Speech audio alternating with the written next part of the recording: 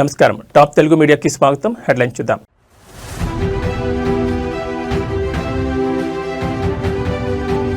Phone tapping కేసులో హరీష్ రావుకు ఊరట. హైకోర్టు ఇచ్చిన ఉత్తర్వుల్లో జోక్యం చేసుకోలేమన్న సుప్రీంకోర్టు.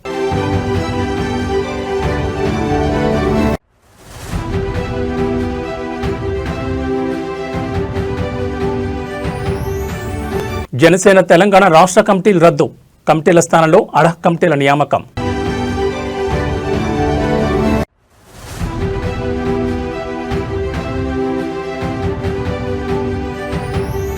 జోగి సోదరుల ఎక్సైజ్ కస్టడీ పూర్తి. నేడు విజయవాడ జైలుకు తరలింపు.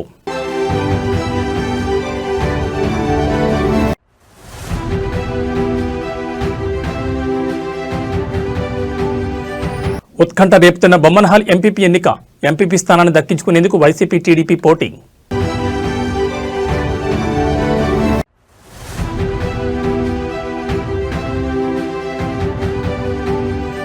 నేను సంతోషంగా లేనని మోడీకి తెలుసు. మళ్లీ సుంకం పెంచుతామంటూ వార్నింగ్. ఇక డీటెయిల్స్ చూస్తే ఫోన్ ట్యాపింగ్ కేసులో మాజీ మంత్రి హరీష్ రావును విచారించేందుకు అనుమతించాలని తెలంగాణ ప్రభుత్వం ఇటీవల సుప్రీంకోర్టులో పిటిషన్ దాఖలు చేసిన విషయం తెలిసిందే. ఈ మేరకు ఇవాళ ఆ పిటిషన్పై justice BV Nagarathna, justice Ujjal భూయన్లతో కూడిన ధర్మాసనం విచారణ చేపట్టింది. ఇరుపక్షాల వాదనలు విన్న కోర్టు తెలంగాణ హైకోర్టు ఇచ్చిన ఉత్తర్వుల్లో తాము ఎలాంటి జోక్యం చేసుకోలేమని తేల్చెప్పింది. అనంతరం తెలంగాణ ప్రభుత్వం దాఖలు చేసిన స్పెషల్ లీవ్ పిటిషన్ కూడా కొట్టివేస్తున్నట్టు ధర్మాసనం వెల్లడించింది. కోర్టు తాజా తీర్పుతో ఫోన్ ట్యాపింగ్ కేసులో హరీష్ రావుకు భారీ ఊరట లభించినట్లయింది. కాగా డిసెంబర్ 2024లో సిద్దిపేటకు చెందిన వ్యాపారి గంధగోని చక్రధర్ గౌడ్ గత బీఆర్ఎస్ ప్రభుత్వ హయాంలో మాజీ మంత్రి హరీష్ రావు ఆదేశాల మేరకు అప్పటి పోలీసు అధికారులు తన ఫోన్ అక్రమంగా ట్యాప్ చేశారని, తనను మానసికంగా వేధించి భయభ్రాంతులు గురిచేశారని పంజగుట్ట పోలీసులకు ఫిర్యాదు చేశారు. దీంతో హరీష్ రావుపై ఎఫ్ఐఆర్ నమోదైన విషయం తెలిసిందే. అయితే తనపై నమోదైన కేసును కొట్టివేయాలని ఆయన తెలంగాణ హైకోర్టును ఆశ్రయించారు. దీంతో ఆయన పిటిషన్పై విచారణ చేపట్టిన హైకోర్టు కేసులో తగిన ఆధారాలు లేవని పేర్కొంటూ 2025 మార్చి 20న ఆ కేసును కొట్టివేసింది. ఈ క్రమంలోనే హైకోర్టు తీర్పును సవాల్ చేస్తూ రాష్ట్ర ప్రభుత్వం సుప్రీంకోర్టులో పిటిషన్ దాఖలు చేసింది. కేసు విచారణ కీలక దశలో ఉన్నందున మాజీ మంత్రి హరీష్ రావును విచారించేందుకు అనుమతి ఇవ్వాలని ప్రభుత్వం సుప్రీంకోర్టును అభ్యర్థించగా ఇవాళ ధర్మాసనం విచారణ చేపట్టి పిటిషన్ కొట్టివేసింది.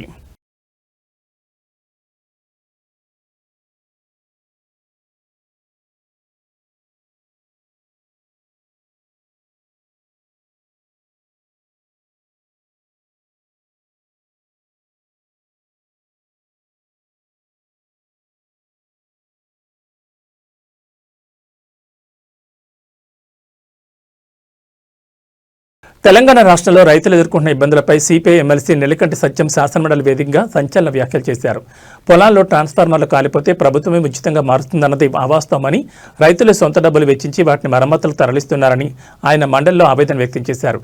అలాగే గత ప్రభుత్వ హయాంలో 3 డీడీలు కడితే 7 విద్యుత్ స్తంభాలు మంజూరయ్యేవని, కానీ ప్రస్తుత ప్రభుత్వంలో కేవలం 1 ఇస్తున్నారని, మిగిలిన స్తంభాలను రైతులు బయట కొనుక్కోవాల్సి వస్తోందని సభ దృష్టికి తీసుకొచ్చారు. కాగా ఎమ్మెల్సీ సత్యం చేసిన ఈ వ్యాఖ్యలను శాసనమండలి చైర్మన్ గుత్తా సుఖేందర్ సమర్థించారు. ట్రాన్స్ఫార్మర్ల మరమ్మతులకు రైతులు డబ్బులు ఖర్చు చేస్తున్నారన్నది ముమ్మాటికి నిజమేనని, దానికి తానే ప్రత్యక్ష సాక్ష్యమని చైర్మన్ ఒప్పుకున్నారు. సభలో విద్యుత్ శాఖ మంత్రి బట్టి విక్రమార్క అంతా సవ్యంగానే ఉందని చెప్తున్నప్పటికీ క్షేత్రస్థాయిలో పరిస్థితి అందుకు పూర్తిగా భిన్నంగా ఉందని, బయట పనులు సాఫీగా జరగడం లేదని చైర్మన్ స్వయంగా వ్యాఖ్యానించడం అధికార పక్షాన్ని ఇరకంటంలో పెట్టింది. ఎందుకంటే వాస్తవంగా ఇప్పుడు మీరు చెప్పినటువంటి విధానం ఎక్కడ కూడా లేదు. నా తెలిసిన నల్గొండ జిల్లాలో అయితే మా మునుగోడే నాది. మరి మేమే ట్రాక్టర్లు పెట్టి కాలిపోతే ట్రాన్స్ఫర్ తీసుకుపోతే 3-4 రోజులు పడుతూ ఉంది. మునుగోడు ప్రాంతం మీరు ఎవరికైనా ఫోన్ చేయండి. మునుగోడులోనే ఆ మరమ్మతు కేంద్రం ఉంది. ఒక ట్రాన్స్ఫారం కాలిపోతే 3 రోజులు 4 రోజులు పడుతూ ఉంది.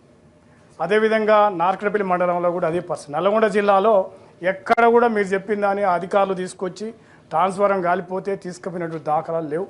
బహుశా చైర్మన్ గారు కూడా నల్గొండ జిల్లా, వారు కూడా ఉరుమడ్ల పెద్ద వ్యవసాయ రంగం ఉన్నటువంటి గ్రామం.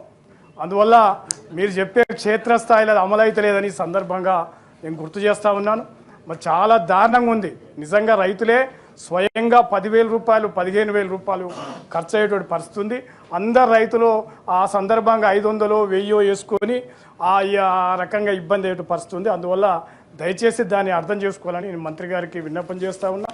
అదేవిధంగా చాలా ఇబ్బందికర వాతావరణం. పోళ్ళు గతంలో ఒక 3 డీటీలు కడితే ఒక 7 పోలు 5 పోలు ఇచ్చేది గత ప్రభుత్వాల.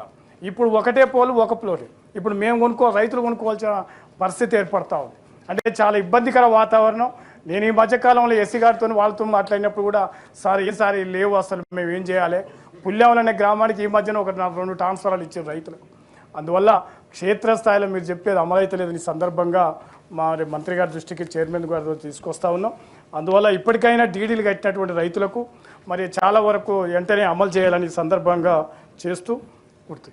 నకిలీ మద్యం కేసులో నిందితులైన జోగి సోదరులను నేడు విజయవాడ జైలుకు తరలించనున్నారు. ఇటీవల వారిని విచారణ నిమిత్తం ఎక్సైజ్ అధికారులు కస్టడీలోకి తీసుకున్నారు.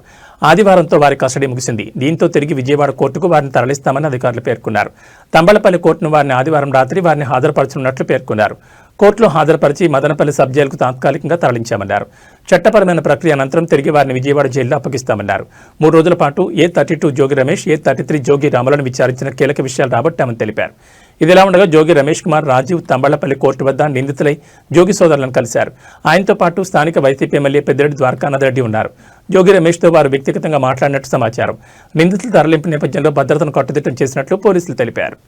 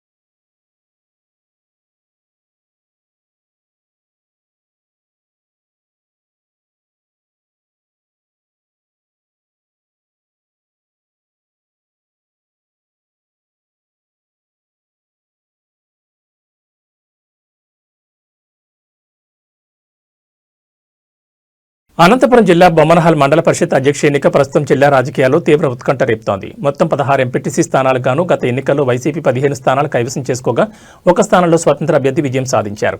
అయితే రాష్ట్రంలో కూటమి ప్రభుత్వం అధికారంలోకి వచ్చిన తర్వాత సమీకరణలు వేగంగా మారిపోయాయి. వైసీపీకి చెందిన 5 ఎంపీటీసీలతో పాటు స్వతంత్ర అభ్యర్థి కూడా టీడీపీ గూటికి చేరడంతో ఎంపీపీ పీఠం దక్కించుకునేందుకు 2 పార్టీల మధ్య హోరాహోరీ పోరు నెలకొంది.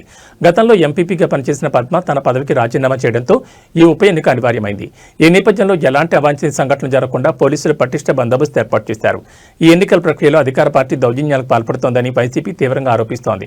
వైసీపీ జిల్లా అధ్యక్షుడు అనంత వెంకటరామరెడ్డి నేతృత్వంలోని ప్రతినిధి బృందం అదనపు ఎస్పీని కలిసి ఈ మేరకు ఫిర్యాదు చేసింది.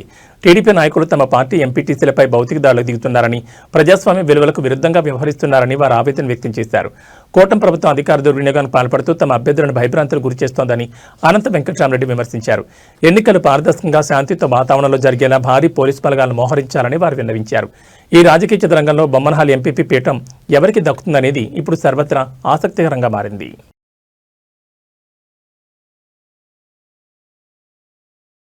ఆంధ్రప్రదేశ్లో ఎంపీపీ ఎన్నికల వేళ రాజకీయాలు రణరంగాన్ని తలపిస్తున్నాయి. నెల్లూరు జిల్లా ఉదయగిరి నియోజకవర్గం వింజమూరు మండలం ఎంపీపీ ఎన్నికల సందర్భంగా పట్టపగలు పోలీసుల ముందే వైసీపీ అభ్యర్థులను కిడ్నాప్ చేయడం సంచలనం సృష్టించింది. మండల ప్రజాపరిషత్ కార్యాలయంలో ఓటు హక్కు వినియోగించుకోవడానికి వస్తున్న వైసీపీ ఎంపీటీసీల కారును టీడీపీ ఎమ్మెల్యే కాకర్ల సురేష్ వర్గీయులు అడ్డుకున్నారు. 5 వైసీపీ ఎంపీటీసీలు ప్రయాణిస్తున్న వాహనంపై దాడి చేసి వారిని బలవంతంగా తీసుకెళ్లేందుకు ప్రయత్నించారు. పోలీసుల సమక్షంలోని వైసీపీ ఎంపీటీసీ మల్లికార్జున్ను టీడీపీ నాయకులు కిడ్నాప్ చేశారు. ఈ తోపులాట్లో వైసీపీ మహిళా ఎంపీటీసీ రత్నమ్మకు తీవ్ర గాయాలయ్యాయి. ఓటు వేయడానికి వచ్చిన మరో ఎంపీటీసీ మోహన్ రెడ్డిని పోలీసులు నిర్బంధించడంపై వైసీపీ శ్రేణులు మండిపడుతున్నాయి. పోలీసులు కేవలం ప్రేక్షక పాత్ర వహిస్తూ టీడీపీ ఎమ్మెల్యే అనుచరులకు సహకరిస్తున్నారని ఆరోపించారు. ఎంపీడీఓ కార్యాలయంలో టీడీపీ ఎమ్మెల్యే అనుచరులు తిష్టవేసి వైసీపీ సభ్యులను లోపలికి వెళ్లనివ్వకుండా అడ్డుకోవడంతో ఉద్రిక్త స్థాయికి చేరింది. ప్రజాస్వామ్యబద్ధంగా జరగాల్సిన ఎన్నికను టీడీపీ నేతలు ఫ్యాక్షనిజంలా మార్చారని వైసీపీ నేతలు ధ్వజమెత్తారు. పోలీసుల కళ్ల ముందే కిడ్నాపులు జరుగుతుంటే శాంతి భద్రతలు ఎక్కడున్నాయని వారు ప్రశ్నిస్తున్నారు.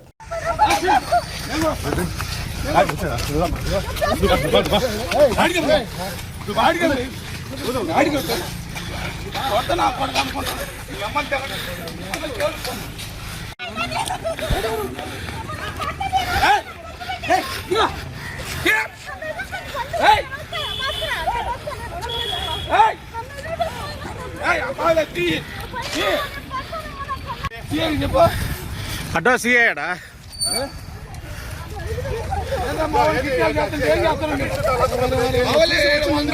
అయిపోయింది. ఎత్తుకొని పోయారన్న, ఎత్తుకొని పోయారు. చూడు ఈ ముందు ఏం చేస్తాను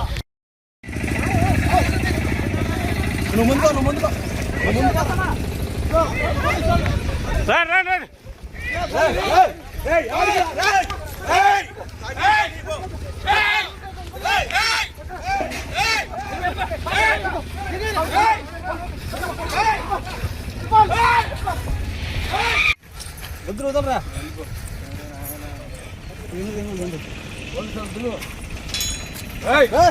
నాకు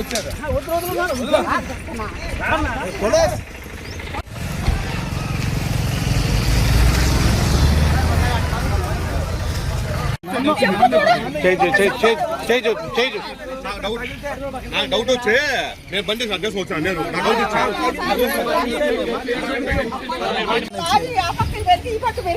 రాయలసీమ ప్రాజెక్టుల విషయంలో కూటమి ప్రభుత్వం అనుసరిస్తున్న తీరును నిరసిస్తూ వైఎస్ఆర్సీపీ చేపట్టిన ఆందోళన తిరుపతిలో ఉద్రిక్తతకు దారితీసింది. తిరుపతి కలెక్టరేట్ ముట్టడికి యత్నించిన వైఎస్ఆర్సీపీ ఇన్ఛార్జ్ మాజీ డిప్యూటీ మేయర్ భూమన అభినయ్ రెడ్డిని పోలీసులు అదుపులోకి తీసుకున్నారు. ఆందోళన సందర్భంగా వైఎస్ఆర్సీపీ నేతలు మరియు కార్యకర్తలు ప్రభుత్వానికి వ్యతిరేకంగా భారీ ఎత్తున నినాదాలు చేశారు. వెన్నుపోటు రాజకీయాలు చేశారు. రాయలసీమ ఎత్తిపోతల పథకాన్ని చంద్రబాబు ప్రభుత్వం ఉద్దేశపూర్వకంగానే ఆపేసిందని, తెలంగాణ ప్రయోజనాల కోసం సీమ ప్రయోజనాలను పణంగా పెట్టారని అభినయ్ రెడ్డి ఆరోపించారు. రాయలసీమకు దక్కాల్సిన కృష్ణానీటిని అడ్డుకుంటున్నారని, ప్రాజెక్టులు పూర్తి చేయడంలో కూటమి ప్రభుత్వం విఫలమైందని నినాదాలు చేశారు. భూమన అభినయ్ రెడ్డి తన అనుచరులతో కలిసి కలెక్టరేట్ లోపలికి వెళ్లేందుకు ప్రయత్నించగా పోలీసులు అడ్డుకున్నారు. ఈ క్రమంలో పోలీసులకు వైఎస్ఆర్సీపీ శ్రేణులకు మధ్య తోపులాట జరిగింది. పోలీసులు అభినయ్ రెడ్డిని బలవంతంగా అరెస్ట్ చేసి పోలీస్ స్టేషన్కు తరలించడంతో కార్యకర్తలు రోడ్డుపై బైఠాయించి నిరసన తెలిపారు.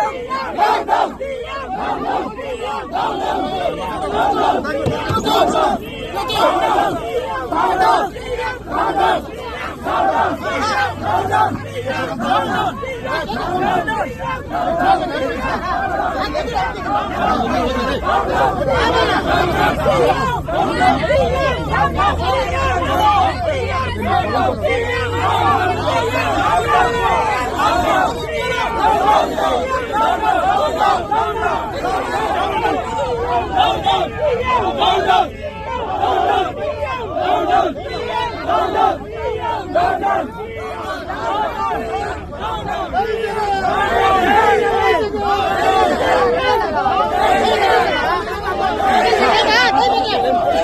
జనసేన పార్టీకి సంబంధించిన తెలంగాణ రాష్ట్ర కమిటీలను రద్దు చేశారు. అయితే వాటి స్థానంలో అడహక్ కమిటీలను నియమించారు. రాష్ట్రంలో పార్టీని క్షేత్రస్థాయిలో మరింత బలోపేతం చేసే దిశగా జనసేన పార్టీ అధినేత Andhra Pradesh deputy CM Pawan Kalyan focus పెట్టిన నేపథ్యంలో ఈ నిర్ణయం తీసుకున్నారు. జీహెచ్ఎంసీ, వీరమహిళ, యువజన, విద్యార్థి విభాగ కమిటీలను రద్దు చేసి కొంతమంది సభ్యులతో తాత్కాలికంగా అడహక్ కమిటీలను ఏర్పాటు చేశారు. ఈ అడహక్ కమిటీలు 30 రోజుల పాటు పనిచేయనున్నాయి. ప్రతి నియోజకవర్గం జీహెచ్ఎంసీ పరిధిలోని 300 వార్డుల్లో పర్యటించి కనీసం 5 సభ్యులతో జాబితాలను సిద్ధం చేసి పార్టీ కార్యాలయానికి అందజేయనున్నారు. త్వరలో పార్టీని సంస్థాగతంగా బలోపేతం చేసేలా నూతన కమిటీలను ప్రకటించనున్నట్టు తెలిపారు. ఈ నిర్ణయం జనసేన పార్టీ అధినేత పవన్ కళ్యాణ్ ఆదేశాల మేరకు పార్టీ ప్రధాన కార్యదర్శి రామ్ తాళ్లూర్ తీసుకున్నట్లు వెల్లడించారు. మొత్తంగా తెలంగాణలో జనసేన పార్టీని సంస్థాగతంగా మరింత బలోపేతం చేయాలన్న లక్ష్యంతో కీలక నిర్ణయం తీసుకున్నారు. పార్టీ అధినేత పవన్ కళ్యాణ్ ఆయన ఆదేశాల మేరకు తెలంగాణ రాష్ట్రంలోని అన్ని జనసేన కమిటీలను రద్దు చేస్తున్నట్లు పార్టీ ప్రధాన కార్యదర్శి రామ్ తాళ్లూర్ అధికారికంగా ప్రకటించారు. తెలంగాణలో క్షేత్రస్థాయిలో పార్టీ బలం పెంచే దిశగా పునర్వ్యవస్థీకరణ అవసరమని భావించిన పవన్ కమిటీల్లో మార్పులకు శ్రీకారం చుట్టారు. ఇందులో భాగంగా జీహెచ్ఎంసీ, వీరమహిళ, యువజన, విద్యార్థి విభాగ కమిటీలను రద్దు చేసి వాటి స్థానంలో తాత్కాలికంగా అడక్ కమిటీలు నియమించారు. ఈ కమిటీలు మొత్తం 30 రోజుల పాటు పనిచేయనున్నాయి. కొత్తగా నియమితులైన అడక్ కమిటీ సభ్యులు ప్రతి నియోజకవర్గం అలాగే గ్రేటర్ హైదరాబాద్ పరిధిలోని 300 వార్డుల్లో విస్తృతంగా పర్యటించనున్నారు.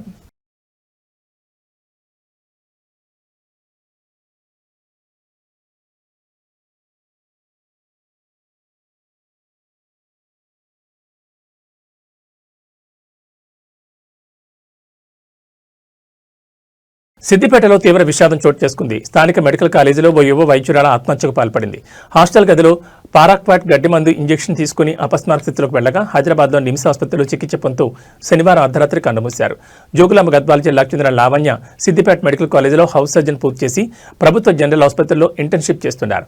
శనివారం ఉదయం ఆమె తన హాస్టల్ గదిలోనే గడ్డి మందును ఇంజెక్షన్ ద్వారా తీసుకుని ఆత్మహత్యయత్నం చేశారు. ఈ విషయాన్ని గమనించిన తోటి విద్యార్థులు వెంటనే ఆమెను సిద్దిపేట ప్రభుత్వ జనరల్ ఆసుపత్రికి తరలించారు. పరిస్థితి విషమంగా ఉండడంతో మెరుగైన చికిత్స కోసం హైదరాబాద్లో నిమ్స్కు తరలించగా అక్కడ చికిత్స పొందుతూ మృతి చెందారు. ఇంటర్న్షిప్ డ్యూటీల ఒత్తిడి, మరోవైపు నీట్ పీజీ పరీక్షకు సిద్ధం కావాల్సి రావడం వంటి కారణాలతో లావణ్య తీవ్ర మానసిక వేదనకు గురైనట్లు కాలేజ్ సిబ్బంది భావిస్తున్నారు. ఈ ఘటనపై మృతురాలి కుటుంబ సభ్యుల ఫిర్యాదు మేరకు సిద్దిపేట 3 టౌన్ పోలీసులు కేసు నమోదు చేసుకుని దర్యాప్తు చేస్తున్నారు.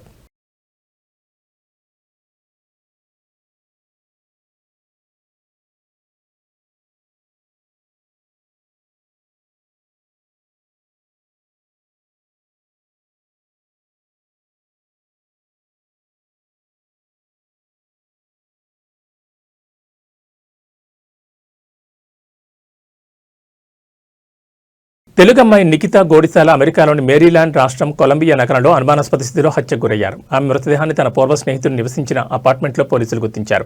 అయితే ఈ ఘటన వెలుగులోకి రాకముందే నిందితుడు దేశం విడిచి భారత్కు పారిపోయినట్లు అధికారులు వెల్లడించారు. నూతన సంవత్సర వేడుకల అనంతరం నిఖిత కనిపించడం లేదంటూ అర్జున్ శర్మ అనే యువకుడు పోలీసులకు ఫిర్యాదు చేశారు.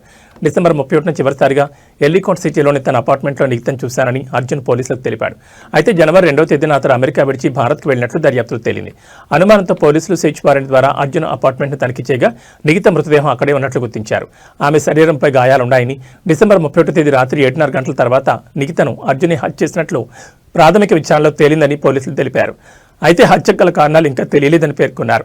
భారత్కు పరారైన అర్జున్ శర్మను గుర్తించి అదుపులోకి తీసుకునేందుకు ఫెడరల్ అధికారులు సహకారం కోరినట్లు పోలీసులు వెల్లడించారు. మరోవైపు నిఖిత ఆచూకీ కోసం ఆమె స్నేహితులు సోషల్ మీడియా ద్వారా విస్తృతంగా ప్రచారం చేశారు. అయితే ఆదివారం ఆమె హత్యకు గురైన విషయం తెలియడంతో వారు తీవ్ర విషాదంలో మునిగిపోయారు.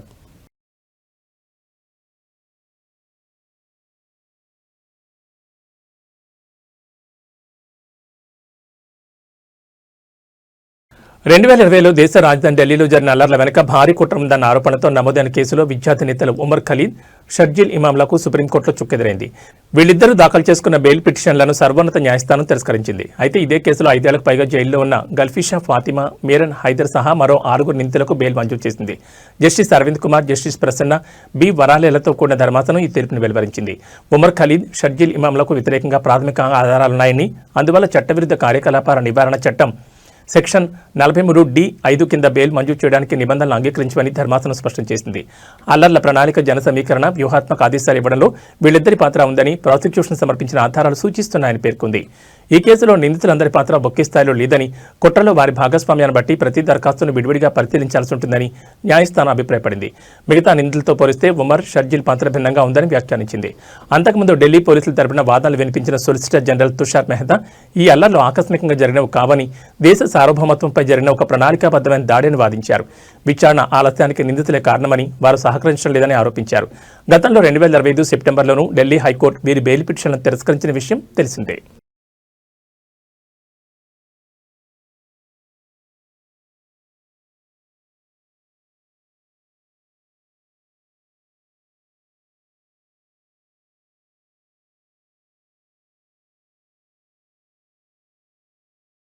ఈశాన్య రాష్ట్రాలైన అస్సాం, త్రిపురలో ఈ రోజు తెల్లవారుజామున భూకంపం సంభవించింది. అస్సాంలోని మెరిగావ్ ప్రాంతంలో భూకంపం సంభవించినట్లు నేషనల్ సెంటర్ ఫర్ సిస్మాలజీ వెల్లడించింది. భూకంప కేంద్రం భూమికి సుమారు 50 కిలోమీటర్ల లోతుగా ఉండగా రిక్టర్ స్కేల్పై దీని తీవ్రత 5.1గా నమోదైనట్టు తెలిపింది. అదే సమయంలో త్రిపురలో కూడా స్వల్ప భూకంపం సంభవించినట్లు ఎన్సీఎస్ ప్రకటించింది. గోమతి ప్రాంతంలో సుమారు 54 కిలోమీటర్ల లోతులో భూకంప కేంద్రం ఏర్పడగా రిక్టర్ స్కేల్పై దీని తీవ్రత 3.9గా నమోదైనట్లు పేర్కొంది. ఈ ప్రభావంతో మేఘాలయ రాష్ట్రంలోని పలు ప్రాంతాల్లో కూడా స్వల్పంగా భూమి కంపించినట్టు సమాచారం. అయితే ఈ భూకంప ఘటనలతో ఎలాంటి ప్రాణ నష్టం లేదా ఆస్తి నష్టం సంభవించలేదని అధికారులు స్పష్టం చేశారు. ప్రస్తుత పరిస్థితులను అధికారులు నిరంతరం పర్యవేక్షిస్తున్నట్లు తెలిపారు.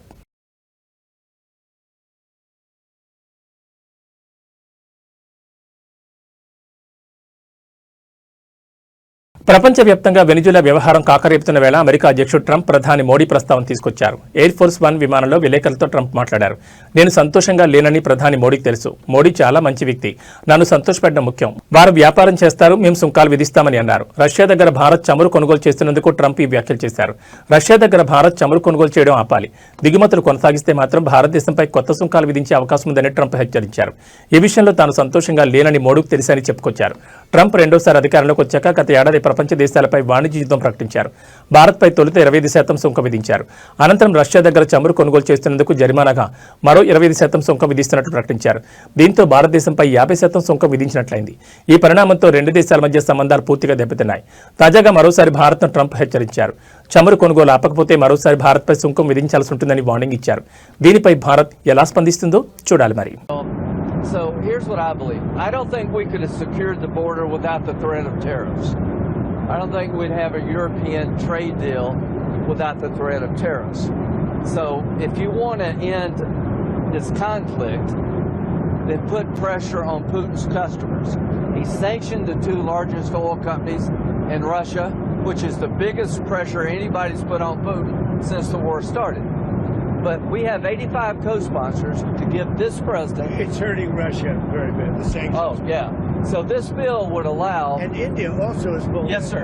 So he put a 25% tariff on India for buying Russian oil. I was at the Indian ambassador's house about a month ago, and all he wanted to talk about is how they're buying less Russian oil. Would you tell the president to relieve the tariff? This stuff works. So I'm hoping we'll bring the bill up, and it's from 0 to 500. He picks the number, nobody else does. But if you're buying cheap Russian oil, keeping Putin's war machine going, we're trying to give the president the ability to make that a hard choice by tariffs. I really do believe that what he did with India is the chief reason India is now buying substantially less. ఇవి bulletin విశేషాలు. మరో బులెటిన్లో మళ్ళీ కలుసుకుందాం. నమస్కారం.